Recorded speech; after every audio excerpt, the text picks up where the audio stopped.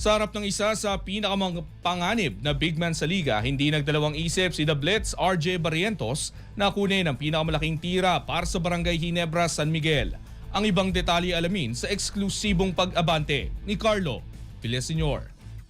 Sports Now. Sports Now. Exclusive. Hindi umatras si RJ Barrientos sa hamon ng pagharap kay former NBA big man Bol Bol at sa huli, siya pa ang tumira ng pinakamalaking basket upang iabante ang Barangay Ginebra San Miguel sa 93-86 na panalo kontra sa TNT Tropang 5G sa pagtatapos ng eliminations. Nagtala si Barrientos ng 5 sa huling 7 puntos ng Ginebra sa 4th quarter, kabilang ang mahirap na floater laban sa nakaunat na braso ni Bol Bol bago tuluyang bumao ng dagger 3 na nagselyo sa panalo sa SM Molovescia Arena. Siguro kasi okay kung tatalon kasi kung iniisip kong tatalon ako, maabutan niya ako na alam niya titira ko. So ginawa ko, hindi na ako tumulon. Inaray kong parang nabitin na alam mo parang napindot lang yung square. Tinira ko tapos na-shoot.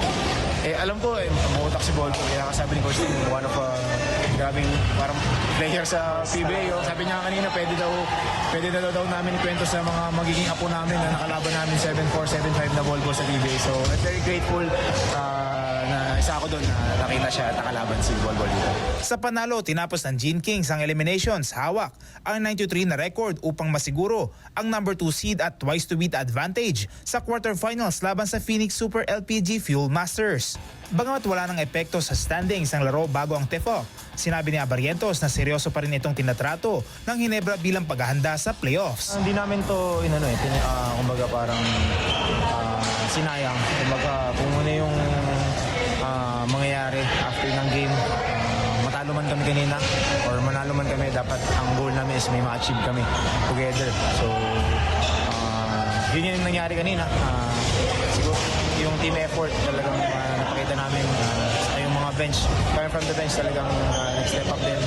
And then ito yung preparation namin going to the playoffs. So kailangan namin to and against big teams sa PBA. Binigyan din ng gwardya ang team effort ng Ginebra, laro na ang kintribusyon ng bench sa mahalagang sandali ng laban. Kasabay nito, sinabi niyang bumalik ngayon ang koponan sa basics habang naghahanda para sa panibagong playoff run. Ngayon, back to basic kami.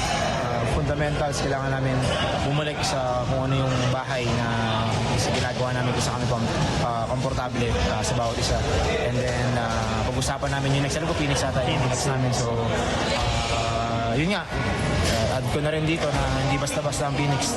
They're doing a good run with Coach Charles. So, we expect from them na talagang mag-all out dito sa quarters na to. So, we're rooting for that and I'm rooting makalaban sa loob. Hindi rin itinago ni Barrientos ang paghanga kay Bol na itinuturing niyang isa sa pinakamapanganib na manlalaro sa liga ngayon. Ayon pa sa Star Guard, maging si Tim Cone ay pinunto kung gaano kakaiba ang oportunidad na makaharap ang TNT import sa PBA.